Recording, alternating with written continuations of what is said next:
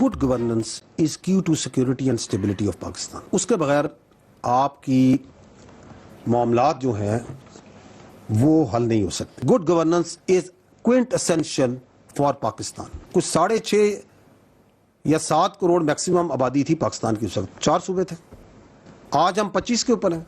तो अगर अब आपकी आबादी 3 से 4 गुना बढ़ गई और वही 4 सूबे हैं, तो वी हैव टू सी कि is it serving good governance. तर्जुमान पाक अफवाज ने कहा, नए सूबों या इंतजामी यूनिट्स का फैसला आवाम ने करना है। अच्छी हुक्मरानी के लिए इंतजामी रीसेट की जरूरत है तो हो जाना चाहिए। 1972 में पाकिस्तान की आबादी 7 करोड़ थी और 4 सूबे थे। आज 25 करोड़ आबादी है और वही सूबे हैं। तो हमें सोचना होगा, क्या यह गुड गवर्नेंस है? मसाइल हल नहीं हो रहे तो गुड गवर्नेंस के लिए कुछ करना पड़ेगा। पाकिस्तान की सिक्योरिटी का दारोमदार गुड गवर्नेंस पर है। आवाम की ख्वाहिश भी गुड गवर्नेंस है। अवामी उमंगों के मुताबिक फैसला करना चाहिए।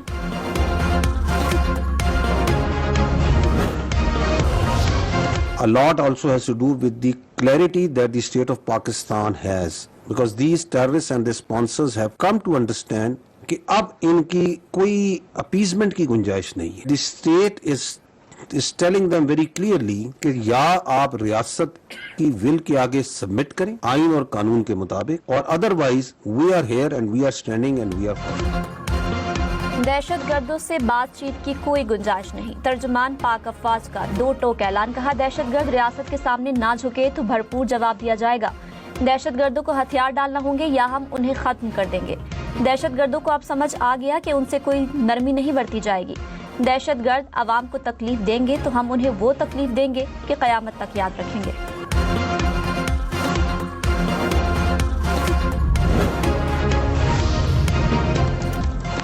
पाकिस्तान का बोर्ड ऑफ पीस के तहत गजा अमन मंसूबे में पेशरफ्त का खैर मकदम। वजीर आजम शहबाज शरीफ ने कहा, अमरीका, मिस्र, कतर और तुर्की की सालिसी की कोशिशों को सराहता हूँ।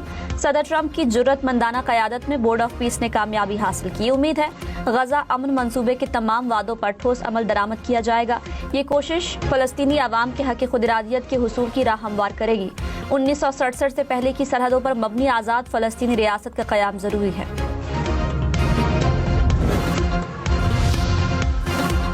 बिलावल भुट्टो ने कहा, पाक फौज हमारी रेड लाइन है। कश्मीर की सरहद पर खड़ा हमारा सिपाही अपनी जान खतरे में डालकर पाकिस्तान की हिफाजत करता है। हमारे सिपाही किसी सियासी बहस का निशाना नहीं बनने चाहिए। वो कौम का फख्र है। हमारे शहीद फौजियों और पुलिस के जवानों की कुर्बानियों को कभी नहीं भुलाया जा सकता।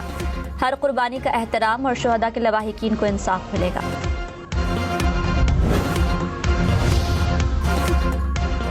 पेट्रोल की कीमत में 12 पैसे फी लीटर कमी। पेट्रोल की नई कीमत 336 रुपए 30 पैसे फी लीटर 3 पैसे फी लीटर मुकर्रर। डीजल की फी लीटर कीमत 66 पैसे कमी के बाद 392 रुपए 38 पैसे हो गई। पेट्रोलियम मसनूआत की नई कीमतों का इतलाक 3 अगस्त तक होगा। नोटिफिकेशन जारी।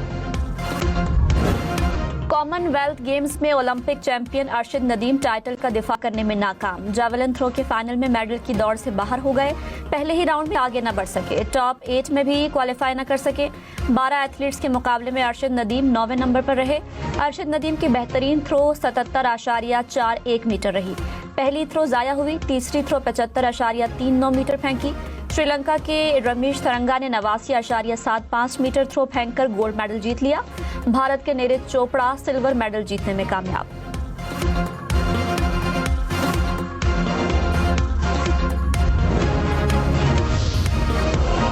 कॉमनवेल्थ गेम्स में पाकिस्तान का पहला मेडल। खातून बॉक्सर फातिमा जहरा ने कांसी का तमगा जीत लिया।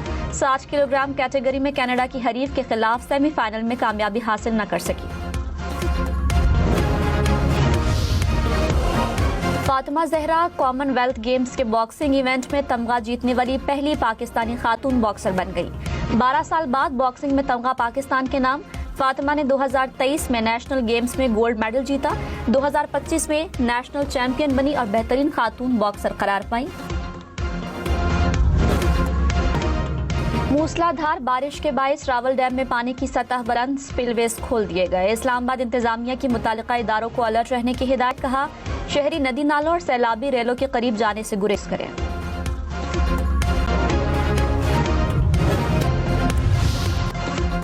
इस्लामाबाद में तेज बारिश। भाराकहू, बनीगाला और पार्क रोड समेत कई इलाके डूबे रहे। गलियां नहर का मंजर पेश करती रहीं।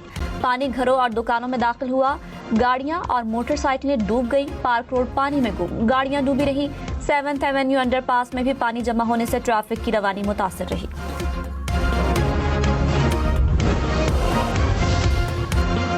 इस्लामाबाद, कश्मीर और खैबर पख्तूनख्वा समेत मुल्क के बेशतर शहरों में आज भी बादल बरसेंगे। पंजाब, सिंध और मशरकी बलोचिस्तान में भी बारिश का इम्कान। इस्लामाबाद, रावलपिंडी, गुजरावाला, सियालकोट, लाहौर और फैसलाबाद में अर्बन फ्लडिंग का खतरा। मरी, गलियात और कश्मीर में लैंडस्लाइडिंग का खतरा। कश्मीर, मरी, गलियात, खैबर पख्तूनख्वा और डेरा गाजी खान की पहाड़ी नालों में सैलाब आने का भी खदशा।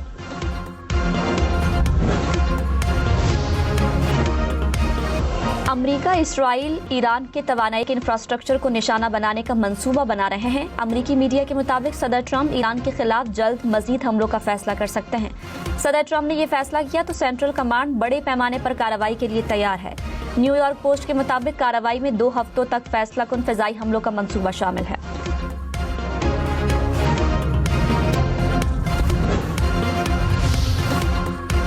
अमेरिका की जानिब से हमलों के मंसूबों पर सीनियर ईरानी ओहदेदार का रद्द-ए-अमल। कहा, अमेरिका ने कार्रवाई की तो जवाब में इसराइल के बुनियादी ढांचे को निशाना बनाएंगे।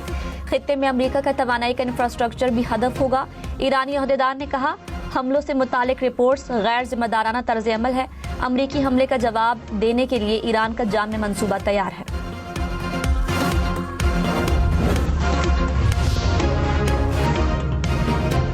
DGISPR ने कहा, भारत और अफगानिस्तान का मुश्तरका एजेंडा सिर्फ दहशतगर्दी है। फितनल हिंदुस्तान और फितनल खवारिज के भारतीय माई बाप हैं। मारका हक में हिकमत अमली नाकाम होने पर बलोचिस्तान पर नजरें जमाई गई। अफगान तालिबान रिजीम दहशतगर्दों को सपोर्ट कर रही है।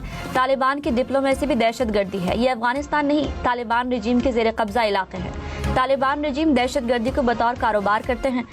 बॉम्ब धमाकों में ज्यादातर अफगान शहरी मुलव्वस थे। जो शहादत है ना, वो पाकिस्तान की अफवाज की रीढ़ की हड्डी है। और फिर उस तकरार को आप आगे ले जाके उसमें कारगिल की बात करते हैं। जो आपके बहादुर बच्चे उधर जाके वतन का दिफा करते शहीद हुए, उनकी शहादत के बारे में आप ये बात करें और आप वो बात करें जो कि हिंदुस्तान के जिस बयानिए को चलाना चाहते हैं। मौलाना फजलुर रहमान के बयान से मुतालिक सवाल पर तर्जुमान पाक अफवाज ने कहा, जो बात की गई वो नाकाबिल फहम है। शहादत अफवाज पाकिस्तान की रीढ़ की हड्डी है। फलसफा शहादत पर ही अफवाज पाकिस्तान खड़ी है। जो बंदा शहादत के लिए तैयार होता है, क्या वो पैसों के लिए तैयार होता है? आप इल्जाम लगा रहे हैं कि वो पैसों के लिए शहीद होते हैं। हमने कब कहा कि लश्कर बनाए? सिविल डिफेंस का तस्वुर पूरी दुनिया में होता है।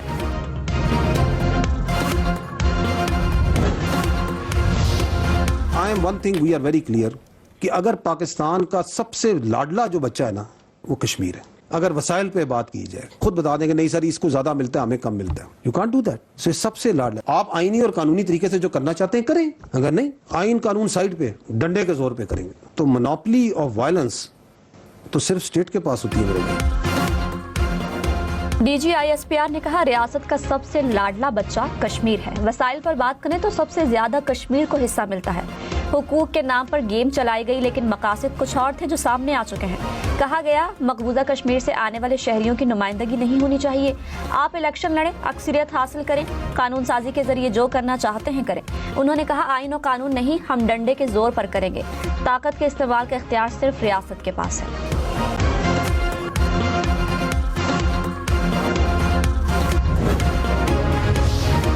रियासत है तो सियासत है, रियासत है तो जान है, रियासत है तो नाम है। We are citizen of this state, तो our first identity and the last identity and the foremost identity is being Pakistani. हमारी सबकी बुनियादी कुछ ड्यूटीज हैं, कुछ जिम्मेदारियां हैं, और वो क्या है कि we need to be loyal to this state.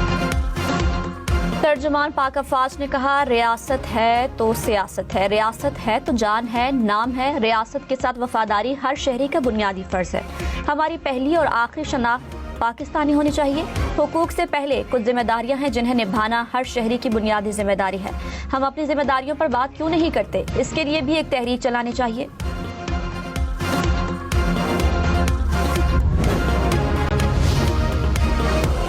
Muzaffarabad, नीलम और मुहाजिरीन की नशिस्तों पर इलेक्शन कल होंगे। इंतखाबी मुहिम रात 12 बजे खत्म हो गई।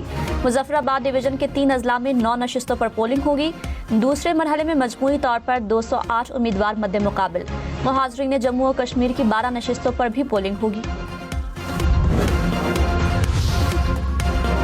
बिलावल भुट्टो ने कहा, कश्मीर इंतखाबात की साख का फैसला पहले मरहले में इंसाफ से होगा। इलेक्शन कमीशन धांधली की शिकायत की खुली अदालत में समाअत करे। पोलिंग स्टेशनों के नताइज, बैलेट पेपर्स और इंतखाबी रिकॉर्ड अवाम के सामने रखा जाए। इलेक्शन कमीशन की जिम्मेदारी किसी एक सियासी जमात को जितवाना नहीं है। हमें किसी का एहसान नहीं, हमारा हक चाहिए। साफ, शफाफ और गैर जानिबदाराना इंतखाबात चाहिए।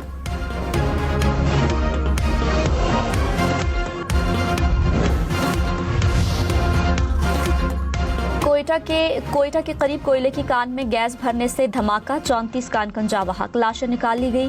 कान में फंसे दीगर 2 कानकनों की तलाश। सदर और वजीर आजम का हादसे में जानी नुकसान पर इजहार अफसोस। जख्मियों को बेहतरीन तिब्बी सहूलियात फराहम करने की हिदायत।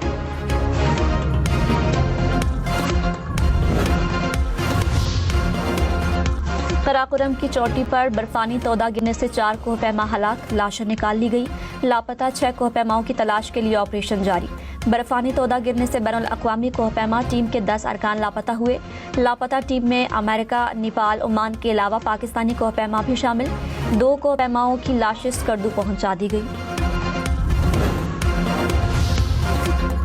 तर्जुमान पाक अफवाज ने कहा, बलोचिस्तान का मसला वहाँ के एलीट सरदार हैं। एलीट तबका चाहता है गरीब का बच्चा पढ़े नहीं, गुलाम रहे। कई सरदार दहशतगर्दी में बराह रास्त मुलव्विस है। कहते हैं बजट में हिस्सा दो वरना दहशतगर्दी कराएंगे। उन्हें मसला है हमारे पैरों को हाथ क्यों नहीं लगाया जा रहा।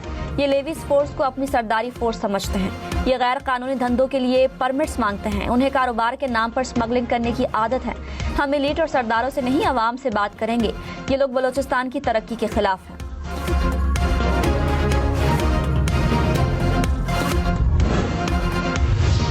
A hard state means एक वो रियासत जिसमें आइन और कानून सबके लिए यकसा हो। It doesn't mean a military run state. It doesn't mean a armed forces dominated state. जिसमें कोई ख्वास नहीं है, आम और ख्वास बराबर हैं, तो ये हार्ड स्टेट होगी। उस हार्ड स्टेट के अंदर सिक्योरिटी होगी, स्टेबिलिटी होगी। DGISPR ने कहा, बदकिस्मती से हम हार्ड स्टेट नहीं, हार्ड स्टेट ऐसी रियासत है जिसमें आइन और कानून सबके लिए यकसा हो, जिसमें तमाम मामलात आइन और कानून के मुताबिक हों। इसका मतलब ये नहीं कि फौज रियासत चला रही है। हार्ड स्टेट में हर आम और खास बराबर होते हैं।